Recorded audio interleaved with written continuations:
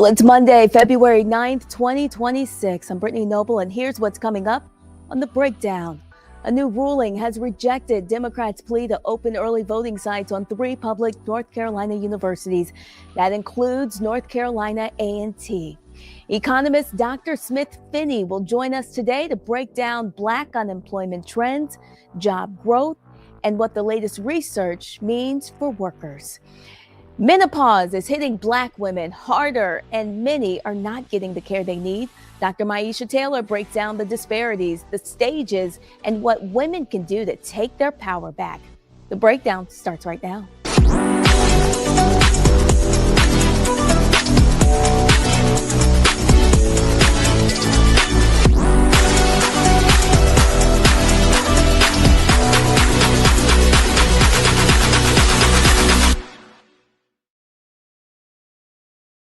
Well, a federal judge has denied a request to open early voting sites at 3 North Carolina universities ahead of the state's primary. U.S. District Judge William Osteen rejected a lawsuit from the College Democrats of North Carolina and 4 voters who argued the decision violates the U.S. Constitution. The ruling impacts Western Carolina University, UNC Greensboro, and North Carolina A&T State University, the nation's largest historically Black university. As a result, students will be required to travel off campus to vote. In court filings, Judge Osteen says opening new sites so close to early voting could cause confusion. Early in-person voting for the March 3rd primary begins on Thursday. An elections-related bill known as the Save America Act is now underway in Congress. The legislation that has already been introduced in the House of Representatives and was referred to committee late last month. The bill would require documentation showing an individual was born in the United States in order to register to vote in federal elections. If passed, the Save America Act would amend the National Voter Registration Act of 1993, adding a proof of citizenship requirement for federal voter registration. The House has passed earlier versions of the Save America Act twice, but it has not advanced in the Senate. Well, Florida Governor Ron DeSantis has banned 12 public universities from using state or federal funds for diversity, equity, and inclusion, or DEI programs. And students at Florida's HBCU say the impact is already being felt. A senior law student at Florida Agricultural and Mechanical University in Tallahassee, Aaliyah Stewart, says the restrictions are directly affecting student organizations on campus, including the Black Law Students Association, as they work to promote and host Black History Month events. According to Stewart, certain words like Black, affirmative action, and women were all flagged by the university. So it was Black was one of them, affirmative action I heard about, and then women as well. Just don't want us to be censored this way. I mean, not being able to use the word Black, women, it's very frustrating. We're just trying to promote, the core mission statement that our school has is to promote diversity and inclusion for everybody. In a statement, the university released a statement saying Florida A&M University has consistently been in full compliance with Senate Bill 266 and Board of Governors Regulation 9.016. We support and have implemented the policy direction established by the governor, the legislator, and the Board of Governors as it relates to DEI and consistent with related federal court rulings. Florida Agricultural and Mechanical University is committed to fostering a campus community that encourages the free exchange of ideas while ensuring an environment of mutual respect, safety, and awareness. The university recognizes that freedom of expression is fundamental to academic inquiry, personal development, and civic engagement. Maryland Governor Wes Moore is speaking out after being uninvited to this year's National Governors Association bipartisan dinner at the White House. The meeting will take place February 19th through the 21st. The winter conference typically brings governors from all 50 states together. President Donald Trump announced on Friday that this year's NGA weekend will include only Republican governors. Moore is a Democrat and the only Black governor in the United States.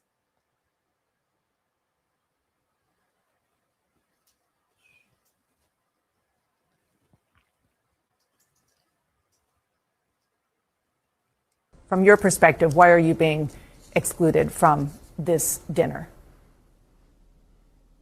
Well, I've long learned that I'm not trying to get inside over the president's psyche. It's not a good use of my time. It's not lost to me that I'm the only black governor in this country, and I find that to be particularly painful, considering the fact that the president is trying to exclude me from an organization that not only are my peers have asked me to help to lead, but then also a place where I know I belong in. And so I've long learned, and I've talked to the people and the children of my state, is that I'm never in a room because of someone's benevolence nor kindness. I'm not in a room because of a social experiment. I'm in the room because I belong there, and the room was incomplete until I got there. You're saying that he's excluding you because of the color of your skin? Well, I don't know. I can't speak to the president's intent. It's not lost to me, but I can't speak to the president's intent. Well, the National Park Service returned the brochures to the Medgar and Myrlie Evers Home National Monument that identified his murderer as a racist. In 1963, Beckwith shot the civil rights leader in the back on the driveway of the Evers family home in Jackson. It would take more than 31 years before a Mississippi jury would convict Beckwith. The Park Service told Mississippi Today that they had pulled the brochures in anticipation of replacing them with a new version, which would remove the word racist to describe the killer, Byron de la Beckwith, according to Park Service officials. In a statement, Representative Maxine Waters posted this message on X: the removal of the brochure that honors Medgar Evers and the identification of the racist, Byron de la Beckwith, who killed him, is but another attempt by racist Trump to deny the history of Black people in this country. It adds to his pattern of erasing the history and the contributions of Black people from the Smithsonian National Museum of African American History and Culture and other Smithsonian museums, other federal buildings and websites, and the National Park Service. Trump, you are not fit to run this country, and no matter your dirty deeds, we are going to fight you. We are going to win.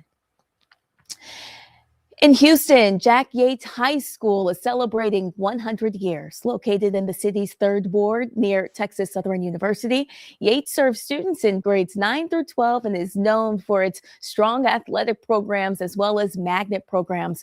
The public school was established in 1926 and named after Reverend John Henry Jack Yates, a freedman, minister, and community leader who fought for the creation of an African-American cemetery. Yates has a long list of notable alumni, including Roland Martin, the curator of the Black Star Network, Hollywood performers Debbie Allen and Felicia Rashad, former NFL players Johnny Bailey, Harold Bailey, and Santana Dotson, to name a few. Texas state representatives Garnett Coleman and Judson Robinson Jr. That's the first African-American ever elected to the Houston City Council. Also, George Floyd is a member of the class of 1993. Well, even though the Seahawks won the Super Bowl, the biggest moment of the night was a halftime show featuring Puerto Rican superstar Bad Bunny. He was joined by Lady Gaga, along with Jessica Alba, Karol G, Cardi B, and Pedro Pascal. Ricky Martin also made a special appearance during that performance. Bad Bunny was born Benito Antonio Martinez Ocasio, spoke in English only once during the performance when he said, "God bless America." And for the second time in 4 years, about 1/3 of the NFL entered the offseason with head coach vacancies. And despite the fact that roughly 70% of NFL players are Black, no Black head coaches were hired during this cycle. So far, 9 of the 10 open positions have already been filled, with the Las Vegas Raiders expected to finalize a deal with Seattle Seahawks offensive coordinator Clint Kubiak now that the Super Bowl is over. But as of now, there are only 3 Black head coaches in the NFL: Todd Bowles of the Tampa Bay Buccaneers, DeMeco Ryans, the Houston Texans, and Aaron Glenn of the New York Jets. That number is just one more than 2002, the season before the league implemented the Rooney Rule, which requires teams to hold in-person interviews with at least 2 external head coaches, candidates who are minorities and or women. Well, coming up on the breakdown, federal workforce cuts, financial shifts, and historic unemployment lows are hitting the Black community hard. We'll discuss a Joint Center study and how we can overcome this economic downturn. And it's the 100th anniversary of Black History Month, so We will be highlighting Black history facts in every segment of the show today. We'll see you after the break.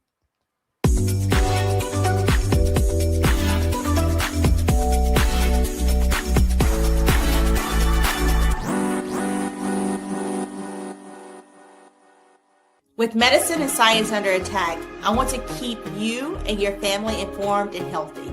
I'm Dr. Ebony Hilton, and I knew at the age of 8 that I wanted to be a doctor.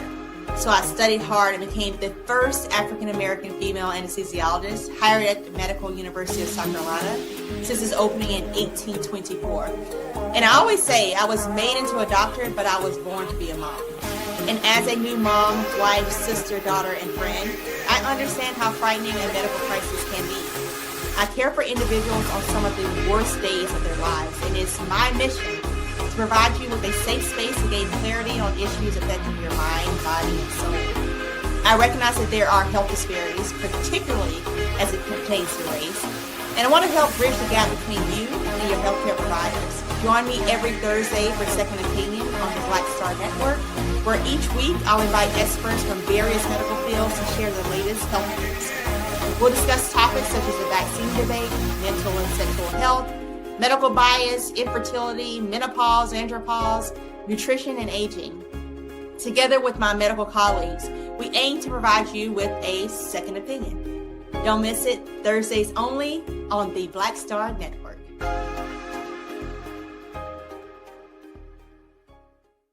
If in this country right now, you have people get up in the morning and the only thing they can think about is how many people they can hurt, and they got the power, that's the time for mourning. For better or worse, what makes America special, it's that legal system that's supposed to protect minorities from the tyranny of the majority. We are at a point of a moral emergency. We must raise a voice of outrage. We must raise a voice of compassion. And we must raise a voice of unity. We are not in a crisis of party versus party. We are in a crisis of civilization, a human rights crisis, and a crisis of democracy itself. And guess what? You've been chosen to make sure that those that would destroy, those that would hate, don't have the final say, and they don't ultimately win. I'm Risa Colbert, and you're watching the Black Star Network.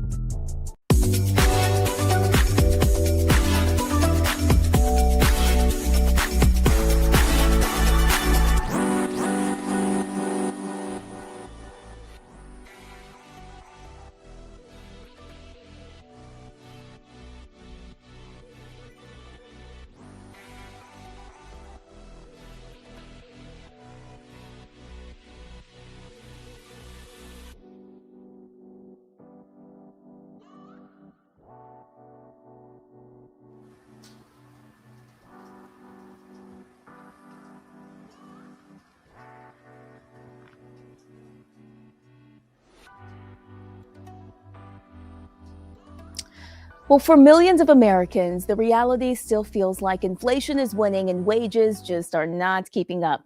Here to discuss the Joint Center's 2025 analysis of Black unemployment trends and what the data reveals is economist and professor Dr. Smith Finnie.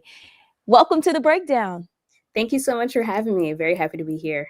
Oh, good. Thank you. Well, the Joint Center analyzes unemployment data from the Bureau of Labor Statistics. What are the biggest takeaways from this jobs report? Yeah, our analysis of the 2025 unemployment data shows persistent disparities and that Black workers are experiencing more harm than other racial groups. Since 2022, the Black unemployment rate has typically been in the 5 to 6% range, but in 2025, the Black unemployment rate reached over 8%. That's the highest in 4 years. Comparatively, the unemployment rate for all workers in 2025 stayed consistent in the 4% range, and the highest was 4.5. The highest unemployment rate for Black women was 8%. For Black men, it was 8.4%. And for young Black workers aged 16 to 24, the highest unemployment rate in 2025 was 20.8%. And those were all figures from November of 2025. And so that 8.2 Black unemployment rate was the highest monthly unemployment rate of any racial group during any month of the year. So we haven't consistently seen these high unemployment numbers like this since 2020 and 2021. So we're really talking about two different economies here. So as the headlines are highlighting what is happening in the economy, I'd also pose the question, for whom, right? Because the data shows that the labor market is very unstable for Black workers. And I love these conversations to share that holistic perspectives of the economy and also highlight these disparities. And talk about the inequities that Black workers are facing when entering and re-entering the workforce. Yeah, so thinking about some impacts that have impacted that unemployment rate, specifically for last year, we're considering the federal hiring freezes. Nearly 20% of all federal workers are Black. So those federal hiring freezes and also eliminations, reductions of the workforce really impacted the labor market. Again, thinking of 2025 and the different policy changes that were made, the rollbacks of diversity, equity, and inclusion policies and affirmative action policies have and will continue to have a grave impact to Black workers' opportunities and also those outcomes in the labor market.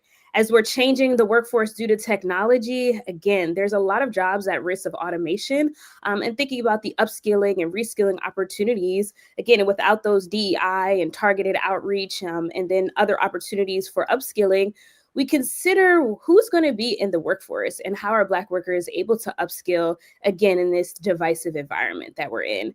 But also, we also have to acknowledge the declining job gains and also just very slow job growth of last year. From April to December of 2025, monthly job gains steadily decline.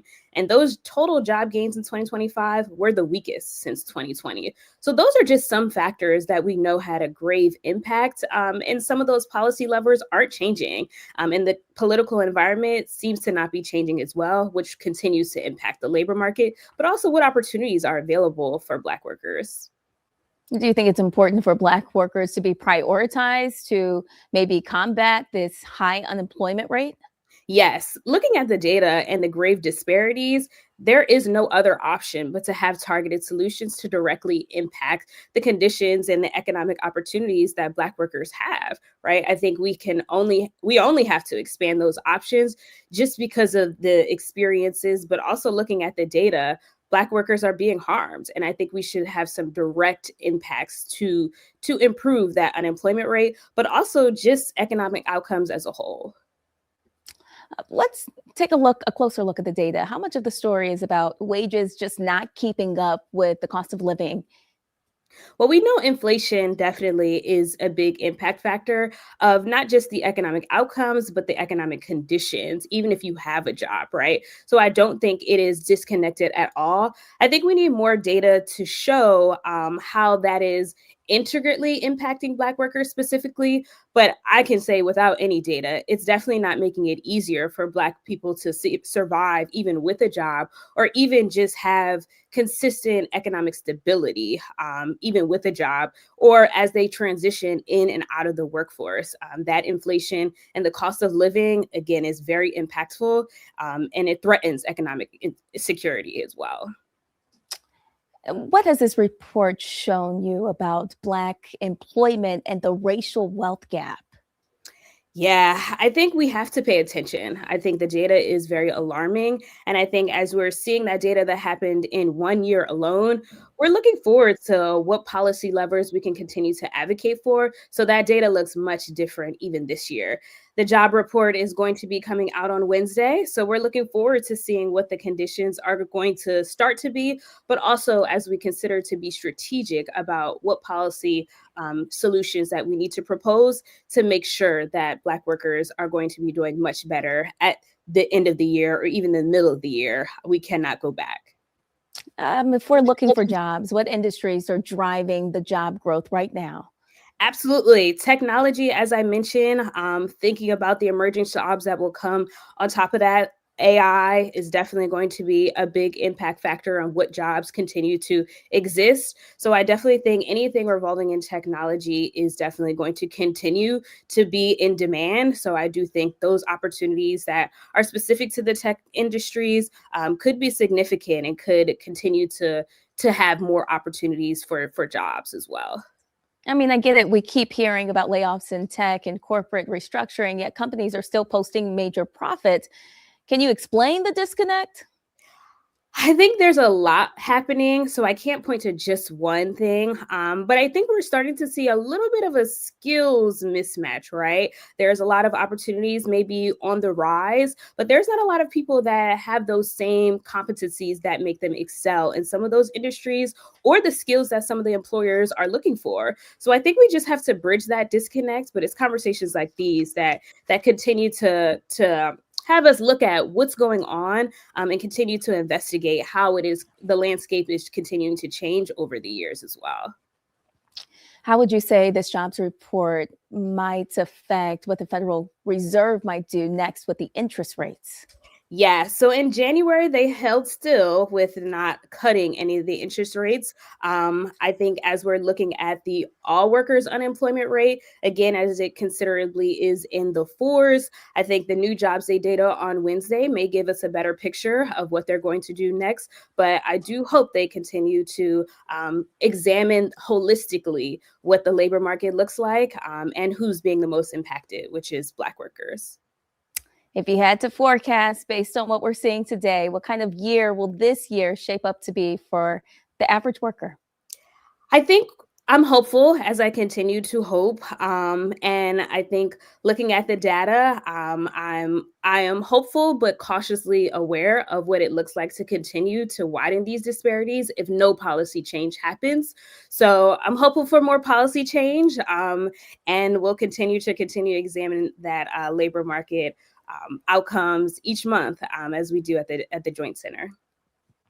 I want to get your thoughts about this. For people watching who are trying to make decisions, whether they're switching jobs, maybe negotiating pay, do you have any advice for them right now? I think my only advice would definitely be consider the labor market conditions. I think holistically, as you're looking at different salary ranges, employment, I think you have to look at the data to continue to set yourself up for success in those new opportunities. So I think I would definitely say pay attention to the data and how the labor market is continuing to do, but also stay up to date on what the salary ranges are so that you can continue to advocate for yourself. Well, Dr. Finnie, thank you so much. A wealth of knowledge you have. We appreciate you for bringing that information onto the breakdown today. No problem. Thank you for having me. Absolutely. All right. Coming up next, we will check in with Dr. Myiesha Taylor right after the break. Stay with us. Plus, have you come across a national news story that deserves national attention? We definitely want to hear from you. Please go online to our website, Black Star Network, and submit your questions. We'll be right back.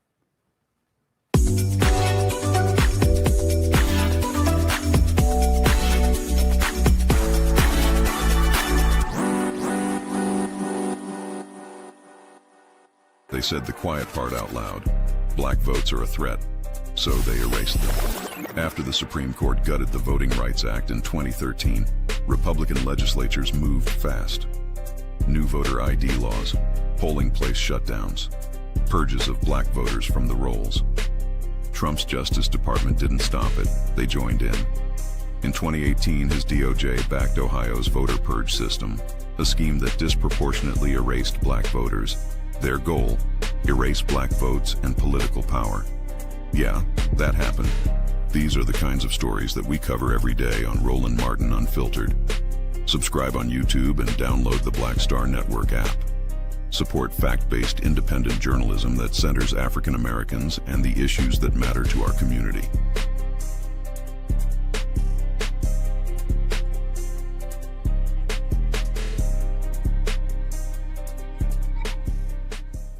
If in this country right now, you have people get up in the morning and the only thing they can think about is how many people they can hurt, and they got the power, that's the time for mourning. For better or worse, what makes America special, it's that legal system that's supposed to protect minorities from the tyranny of the majority.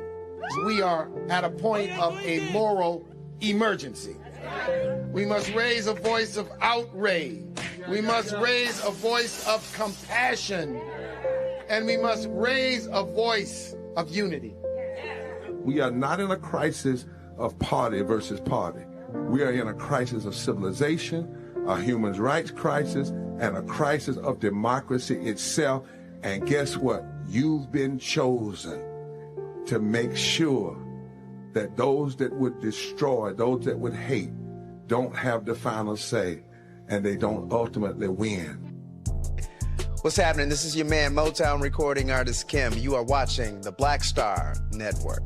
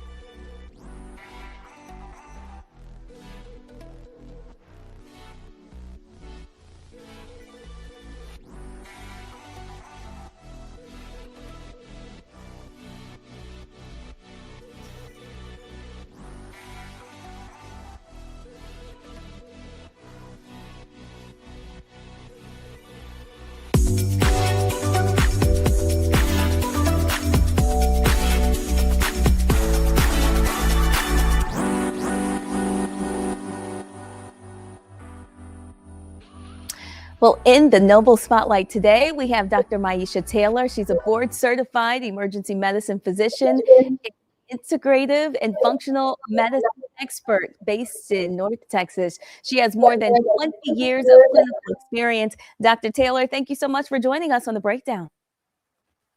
Thank you for having me here. Absolutely. Tell us a little bit more about your background and what led you into medicine.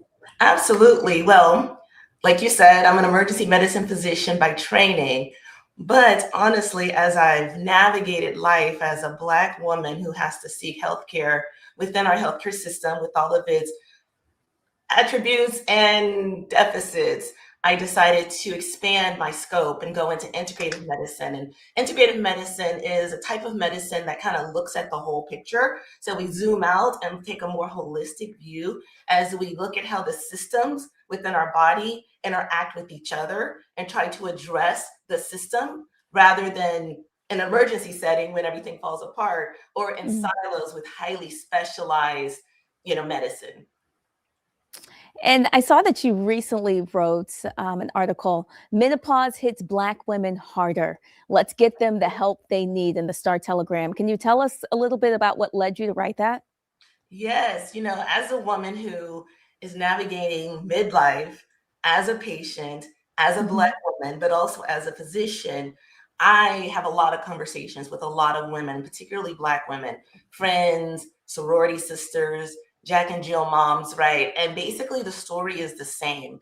We are not being told all of the information to make informed decisions. And a lot of that could be, there's just not enough time at the doctor's visits, right? 10, 15 minutes is not enough time. A lot of it stems from the Women's Health Initiative, where it was a study about 20 years ago that basically publicized the problems that they determined were caused by estrogen. That has since been reevaluated, but it's a long shadow. So really, hormone replacement therapy, menopause care, is just a deficit. And now that Gen X, young boomers and millennials are entering this stage with our technology and our platforms, we're kind of using it for good. So me among them, trying to use it for good and help amplify this message of self-care. Ultimate self-care is trying to live long and expand your health span so that you live healthy and not just get old and dysfunctional towards the end of your life.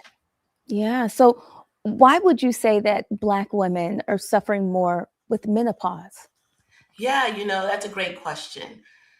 Black women, particularly American Black women, we have higher allostatic loads, which means that we carry pressures and racism and injury and trauma from generations past. So that manifests, right? Epigenetics is the way that a species can evolve and survive.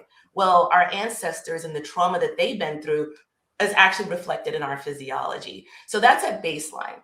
But then we continue to live in systems that are filled with implicit bias, systems that are built on structures of racism. And we have to navigate that, right? So that is going to be a barrier. Then just in society in general, right? We have more sleep disruption, we have higher inflammatory burden, we have higher cardiometabolic risk. We are not necessarily able to address any emotional and mental health issues that we may need just because of the way society is structured. So menopause is like one of the ultimate physiologic stress tests. And what that means is everything that you were able to compensate for when you get into menopause and the estrogen starts to decline, your margin of reserve shrinks, which means that now a lot of things that you were able to keep under wraps, like autoimmune disease, maybe mental health stability, sleep architecture, all of that begins to unravel.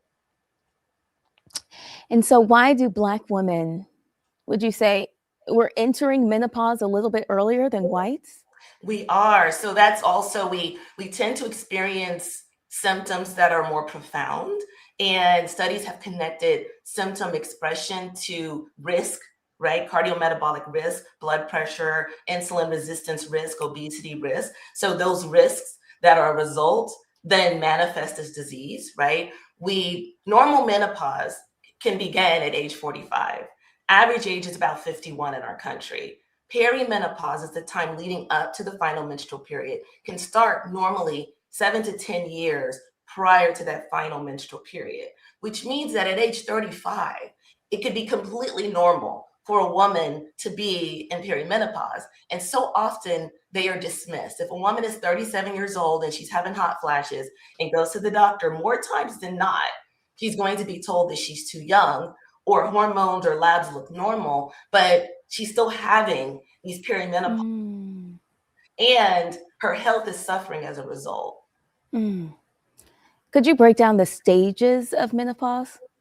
Yeah, so, I think that there are stages that are documented, but I think that the important thing to remember for patients, it's going to be, you're going to look for changes in your menstrual cycle. So sometimes they're subtle. So it's not always you get your period regular, and then maybe they spread apart and then they fall off. Usually, actually, they kind of come closer together because the second part of your period shrinks. So that's like stage 1. And you may not notice it. You have a 28-day period or 30-day period, and now it's 27 days or 26. Very subtle. But then you may notice that the flow changes. So maybe it's a little bit more clotting, or maybe it's a little bit longer. Those are usually the first stages, right? Other stages that we have by definition will tend to center on laboratory data, FSH going up, those sorts of labs, but you won't know that as you navigate the journey. But your doctor, your healthcare provider can check it. The problem though with checking hormones, and I want to make this point, is hormones can change 4-fold, 5-fold, 100% in just one day. So depending on the time of day you check it and where you are in your cycle, you could look normal, and the conclusion drawn is you need nothing, you're fine. But if you look at the trend, it's trending down. It's just erratic. So when you catch it at a particular point, you can't make a lot of it. But to me, that's not a reason not to check it. I find that my patients really enjoy having data because the data allows you to make more informed decisions and watch your physiology over time. So when you watch it over time, you can make a decision about when to start HRT or whether to start HRT or what type of HRT to start, right? And then there's other markers in menopause that are often ignored as we focus on hormones, right? There's lipids that we should check and inflammatory markers that should be checked.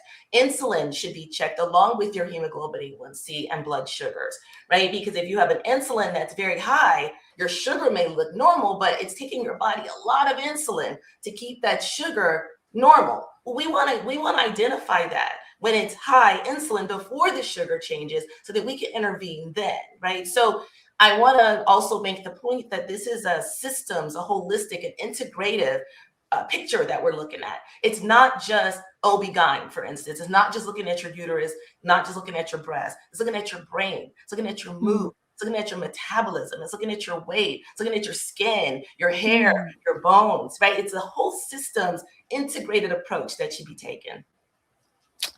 And while we have your attention, doctor, any treatment options that we should be aware of? Absolutely. You know, I think that always at the foundation of any conversation should be menopause hormonal therapy or hormone replacement therapy. It's referred to as both things. And that doesn't necessarily mean that you should do it. It means that somebody should talk to you about it. Its virtues, its limitations, its risks, right? In addition to that, though, you also need to consider inflammation, right? You know, what takes most of us out is cardiovascular disease. Estrogen helps protect our blood vessels and our hearts, but also decreasing inflammation helps.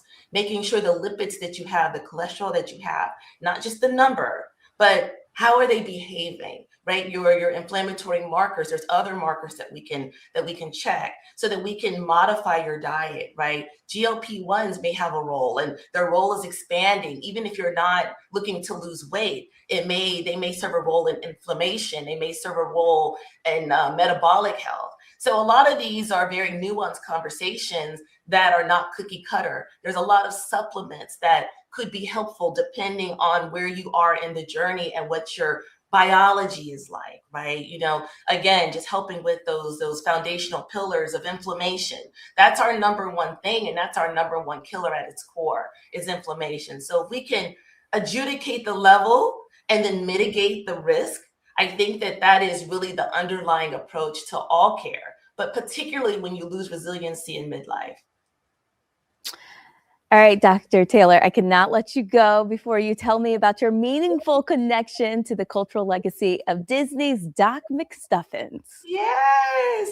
So Disney, you know, I love that they allowed this show to exist, right? A lot of hands were lifting up this project. And what it is, it's, you know, a little Black girl who is an American story. So she could be any color or any gender, and she aspires to be a physician. So what we were able to do as Black physicians is show the world that we exist and we are Doc McStuffins. And that is so important because we often rightfully attribute its value to representation in little Black girls, particularly, but Black kids can see themselves in the role. But let me tell you what's not often discussed. Everybody sees us in the role, right? So I'm an ER doctor as well. So if I'm in the ER and I have to convince people that I am the team leader, I'm the only doctor in the hospital, right? So anytime anything is happening, if I have to go through and get the nurses and the patients and the staff to understand that I'm the doctor, patients are dying. And it's not just Black patients, right? Because most of the patients are not going to be Black. It's a diversity of patients. Whereas now with shows like Doc McStuffins, kids, generations grow up and they see that we exist. So now it takes a little less time, still takes time, but a little less time to say, I'm Dr. Taylor. And people say, okay, what are we doing, Dr. Taylor? Dr. Myiesha Taylor, thank you so much for joining us on The Breakdown. And we look forward to having you again on the show soon. Yes, thank you for having me. Absolutely. We have so much more news coming up on the other side of this break. You are watching The Breakdown.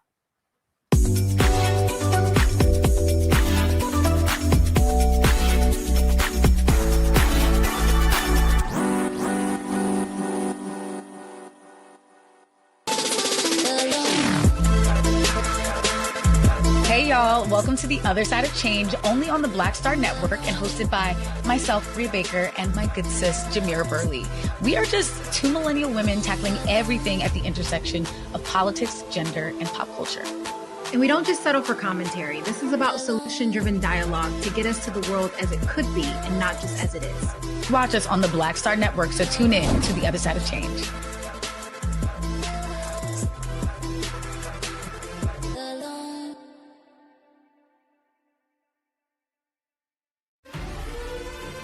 Violent white supremacy is, quote, the most persistent and lethal threat in the homeland. The greatest terrorist threat to the homeland is the homegrown violence stream, including hate crime committed on behalf of some kind of white supremacist ideology. They are coming after everything in Black America. MAGA and Donald Trump are specifically targeting Black America. They are going after the money. Attack Black Lives Matter. Attack critical race theory, attack woke, DEI. MAGA wants to defund Black America. This is a perfect example of their desire to completely degrade and de-emphasize Black people.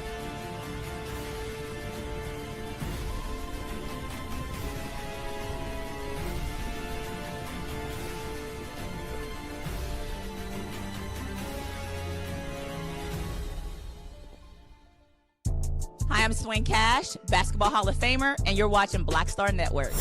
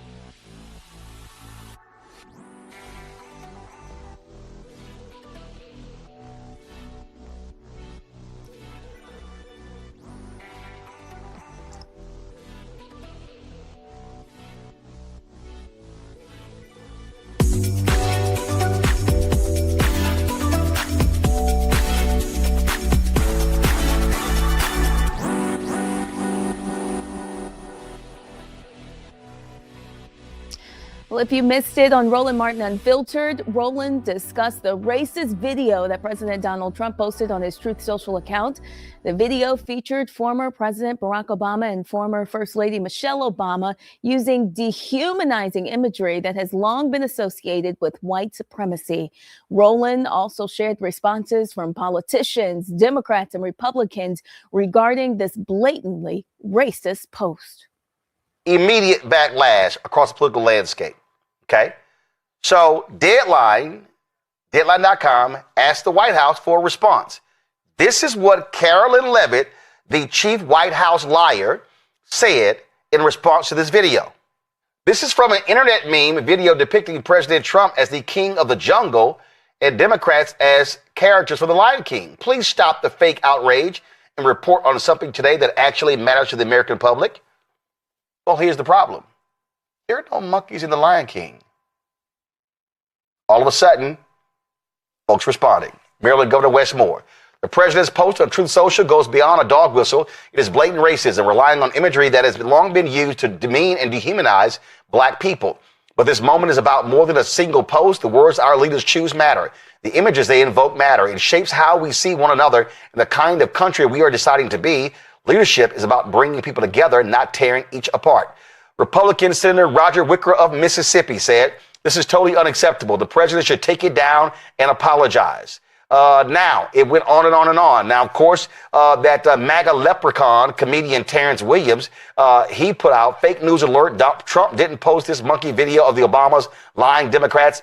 It's not on his page. Fake screenshot. No, Terrence, you're a liar. And that's exactly what you do. You lie over and over and over again. And so you lied about this here. Now, a black MAGA supporter, international singer Mary Milliman, she actually posted this. The president's Truth Social post of former President Barack Obama and First Lady Michelle Obama is the most racist and offensive post I've ever seen.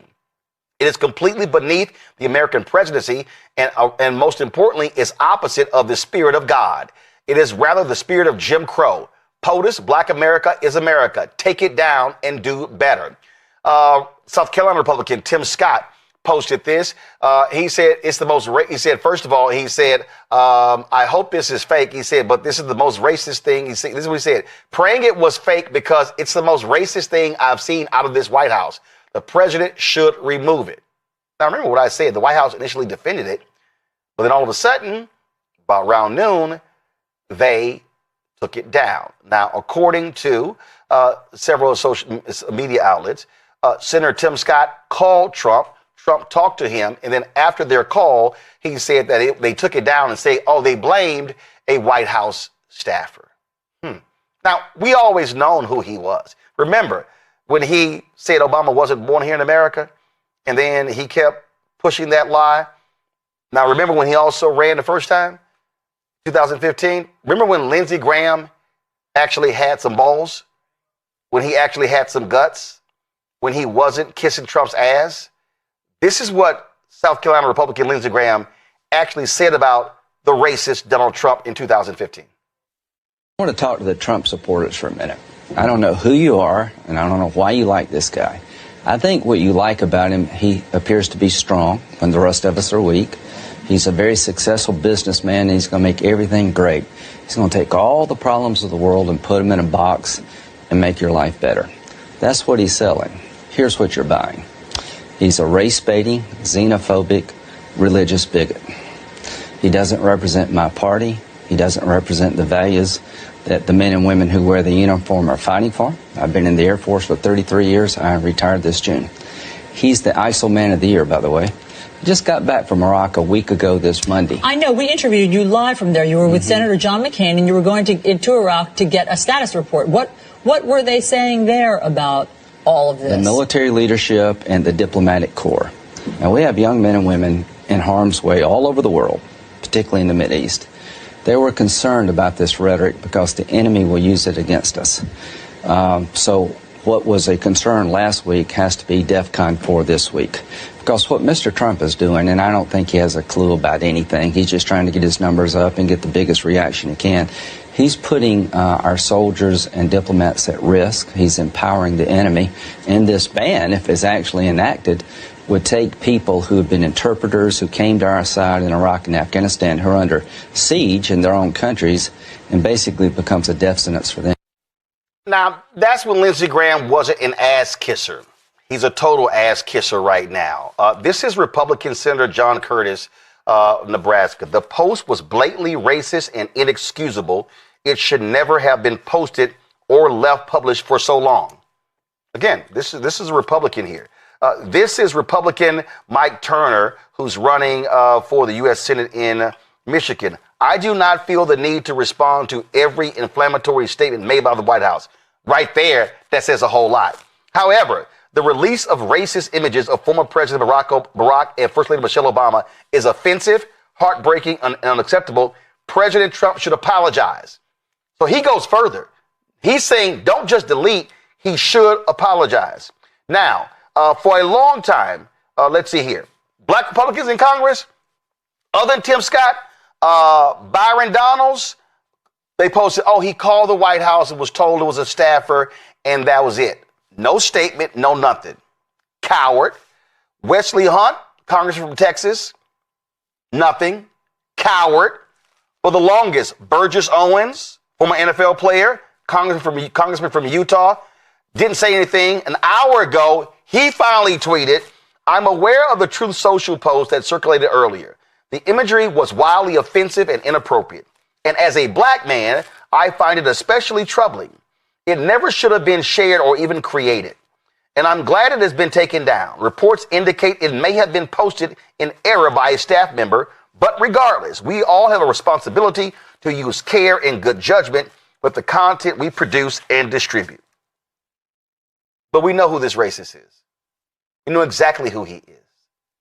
And so Donald Trump showed us exactly who he has always been. So let me see right here. Because, yesterday you had the National Prayer Breakfast.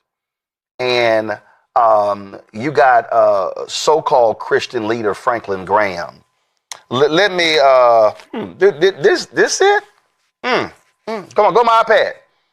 8 hours ago, all he tweeted was, the Bible teaches that life does not end at the cemetery. There's a future life with God for those who put their trust in his son, Jesus Christ, quoting his dad. Yep. Franklin Graham, he ain't said a damn thing. That ain't no shock. Let's see Trump's other White House sycophant, Paula White Kane. Let's see here. Let's see. All she says is, don't allow the enemy to plant seeds of doubt in your mind or uproot anything that contradicts what God says about you. That was 4 minutes ago. Nothing else. She got some other thing, some revival, her and her husband. That's it. You can't declare negative things over yourself and expect to live a positive. Nothing right there. Let's see. Nothing right there. Let's see. Nothing right there. And that's it. Yeah, hey, nothing Paula White. Not a damn thing. She ain't said nothing at all. I'm gonna look up in a second. Hold on. Let's see what the help Vernon Jones. Let's see if he said anything. He kissed more MAGA ass than Melania. So let's see Vernon Jones. He probably let's see. His Twitter feed. Nothing. He talking about. Come on, go, guys. Can you please switch? Thank you. Go my 8 hours ago. Nothing. So yeah, Vern ain't said nothing. So that's no shock right there. I could pull up a whole bunch of other these Negroes, these MAGA Negroes ain't said nothing. Dinesh D'Souza, Indian American, he actually laughed it off. Let me show you what this fool said. This fool actually said, let's see here. In context, this is both amusing and harmless. We're not in the mood to fall for another race hoax from the left. Well, Dinesh, if it's a race hoax, why did they admit that it was posted by, and it was a fault of a White House staffer? See, this is what happens when you kiss so much MAGA ass. You defend their bullshit, and even when they did it, you look like a damn fool.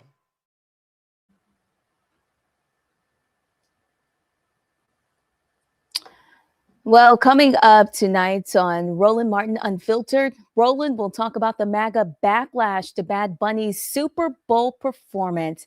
And coming up after the break, we'll introduce you to one woman who survived war. Her story ahead.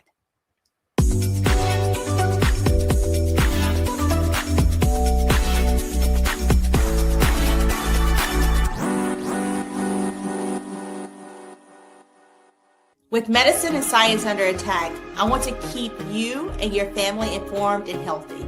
I'm Dr. Ebony Hilton, and I knew at the age of 8 that I wanted to be a doctor.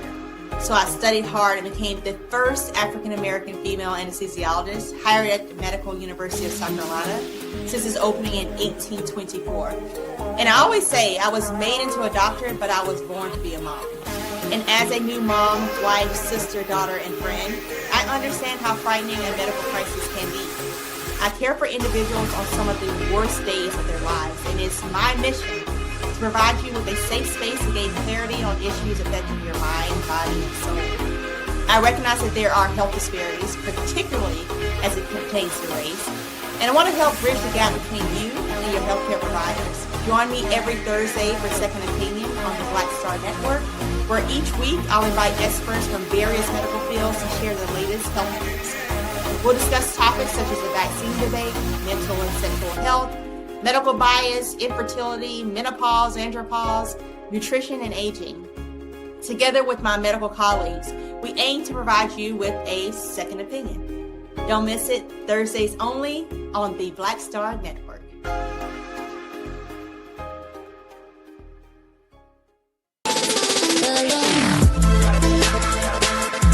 Hey y'all, welcome to The Other Side of Change, only on the Black Star Network and hosted by myself, Bria Baker, and my good sis, Jamira Burley.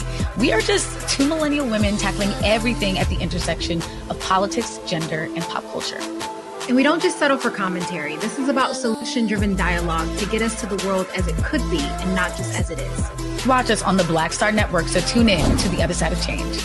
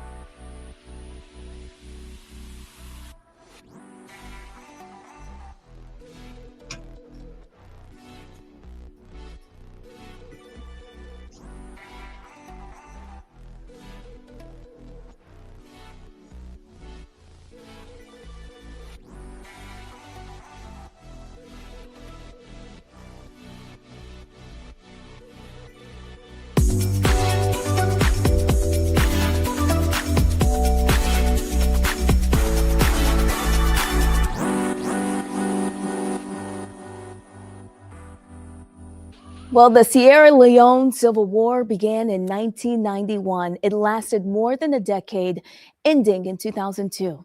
It was one of the most brutal conflicts in modern African history, and much of it was driven by the fights over diamonds. But behind the term is something we often forget: children, families, and communities living in constant terror. Our next guest lived through the war, and now she is sharing her story with a powerful new book. Finnie, Samura, thank you so much for joining us on The Breakdown. Thank you so much, Brittany, for the opportunity to be here. Absolutely. For those who may not know you yet, tell us a little bit about who you are and why you decided to share your story now. Sure.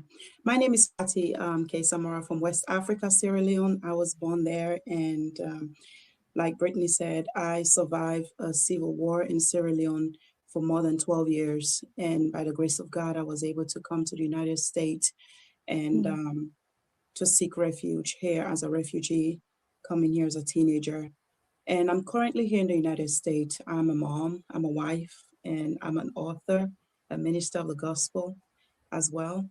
And I'm grateful to be here to share my story. The reason why I decided to share my story is because right now we're living in the world where there's so much confusion going around and rumors of war, and just seeing all the violence that is happening across different nations and countries. It breaks my heart. Like the host rightfully said, war is not only affecting those who are fighting among themselves or whatever the intentions are that they are fighting for, but it also affects the citizens, and most importantly, the children. They suffer the most. So that's the reason why I decided to share my story at this time, so others can hear this and start praying for the nations or whatever country you're in that you feel like your country might be at the verge of war. Just pray for God's intervention, because war is not a good thing, and I don't wish that on my worst enemy. I know it may be difficult to talk about, but can you take us back to 1991? Like, what did war look like for you and your family? Well, as a little girl growing up in Africa, in Sierra Leone specifically, we started hearing rumors about rebels attacking nearby villages, and we saw people running from one village to another village, from one town to another, just escaping the atrocities that was happening there. And we didn't really take it seriously because we just thought, okay, it's just another day, another drama. But then when it started coming closer and closer to the cities, the bigger cities, and we started hearing gunshots, I clearly remember the time the rebels entered our city, which was Bo. We were sleeping very early in the morning, and we heard a gunshot, which was very, very uncommon, because when you hear a gunshot, usually is mainly in the village when the hunters go to hunt for meat and animals and stuff like that. But when you hear a gunshot in the city, then you know this is serious. So we heard a gunshot, and all of a sudden, people start running from everywhere. And there are times people are sleeping, you wake up from sleep. There is no time for you to pack your stuff or for you to even think about taking your belongings. Sometimes some people run out of their house, you know, inappropriately with our clothing on because he was sleeping. So I clearly remember that morning leaving our home and just running for our life. At that moment is, safety first. And you will see mothers running away and leaving their children behind, not because they don't love them, because the trauma of just waking up to a heavy gun sound or bombs flying all over your head, you become so disoriented and so traumatized that you don't even know where to start or where to go. So you see moms and dads leaving their children behind, dads leaving their family behind. And I remember one morning when we were running away from the rebels, I saw a woman and her children running together, and she had one on her back she was carrying and another one she was holding in her hands. And then the bullet came and just took up one of the kids, and unfortunately the mother had to keep running. There's no time to mourn, there's no time to go back. She was just crying as she's running with the other child on her back, and ended up moving from that town into the capital city, and the rebels entered there. That was one of the cities in Freetown that we never thought the rebels would ever enter, because that is where the president is living. That's like the capital city of the country. It's like it was impossible. People thought it was impossible for the rebels to come in there, but it surely came in there. And I remember being in my house one evening, and it was just a normal evening. I decided to go take a shower, and I was in the bathroom because the bathrooms were built outside of the house. We didn't have the bathrooms indoors, like, in America. Nowadays, they do have homes that have bathrooms in the house. Even back then, they did have houses that have bathrooms, but we were not fortunate to be in those type of, living environments.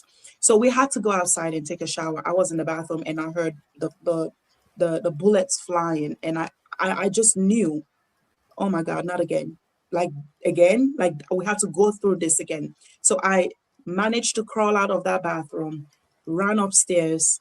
My family and I took off, went down the hill to one of my auntie's house to take refuge. And on our way, I saw one of my classmates who was in the same grade as me had been captured by the rebel, because that was one of the things that they did. They would kidnap and capture the kids and teenagers young from the age of 7 and up, and give them drugs and give them guns, and they will literally kill their friends, their family, their moms, because they are mentally not there, because of the drug has already interfered with their thought process.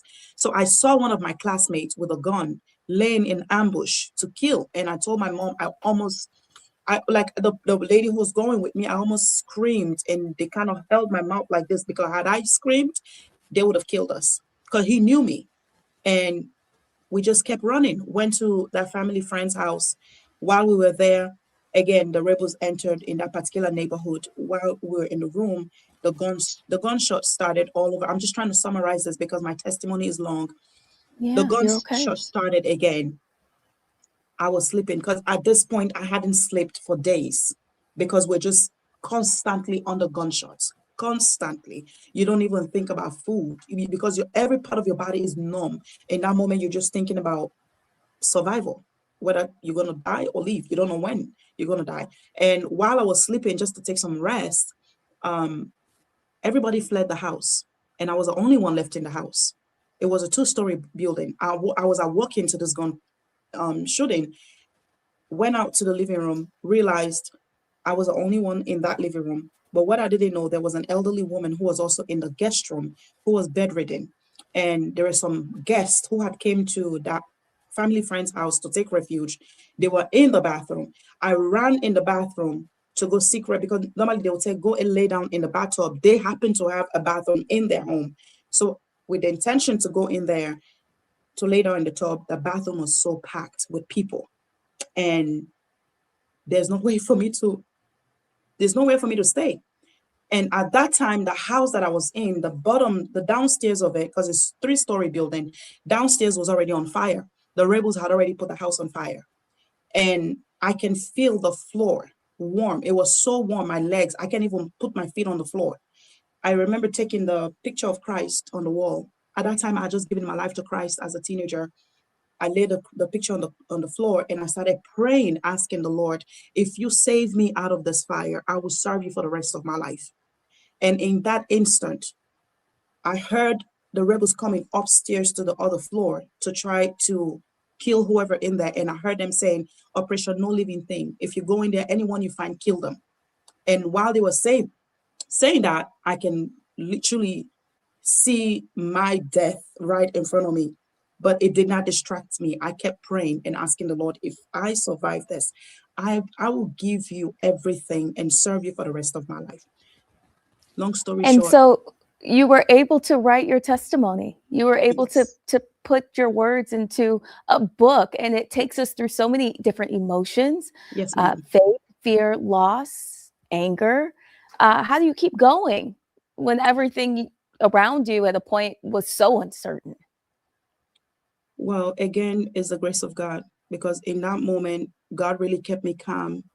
And the trauma was there. I'm not going to deny that, because every time I heard the gunshot and the bombing and everything, my heart just kept palpitating. But God kept me calm, even to a point when God helped me to escape the house that was burning. It was all His doing. And I remember when I came to America in 2000, and the following year, 2001, I experienced the 4th of July for the first time in America. And I had no idea what happens on 4th of July. So I was in my living room and I heard fireworks in the park that was right behind the house where I was living. And it traumatized me. I went under the bed and I was sweating. I was crying and I was like, oh my God, the rebels has followed me again to America. Like, if they can come to America of all place, like there's no hiding place for me now. But I came to find out that that's how they do it in America. The fireworks go off on 4th of July. So that trauma was there. But to just make you understand, God has always kept me. And as years went by, I went for counseling. I never went for therapy, but I went for counseling, and with prayer, God just continued to heal me. And I was able to get to a place where I have to learn to forgive the rebels for all the things that they did to not only me, but to family members, killing our friends and families and neighbors. Because there were times while you are running, you're literally jumping over dead bodies, skipping dead bodies to get to safety.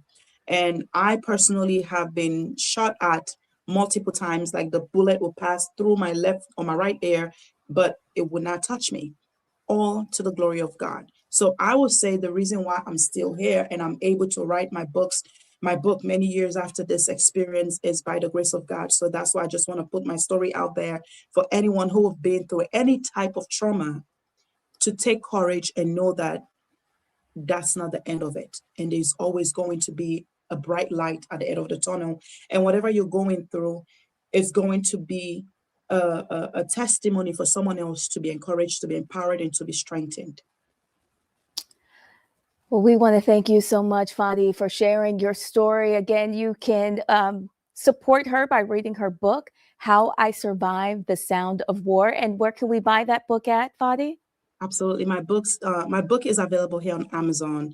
You can go on there and order a copy. Finnie, thank you so much for joining us here on The Breakdown. Thank you. And we want to, absolutely, thank you. Yes, ma'am. All right, folks, if you want to represent the Black Star Network beyond the screen, there's an easy way to do that. Please head to shopblackstarnetwork.com. That's where you can find all the official Black Star Network swag, hoodies, t-shirts, crew necks, and we would love for you to support us wherever you go. Also, when you shop blackstarnetwork.com, you're also supporting a growing collection of Black-owned businesses featured on the site.